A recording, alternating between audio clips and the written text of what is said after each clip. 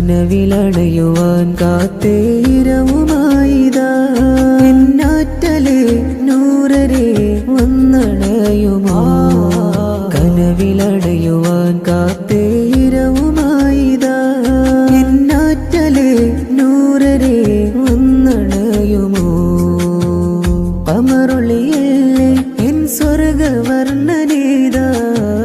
കൽബദിലെങ്ങും ഞാൻ കാത്തുവെച്ച നൂറാ പുണ്യ ത്വയ്ബ വീട്ടില് വാഴുന്ന പൂനില ആശയായിതാ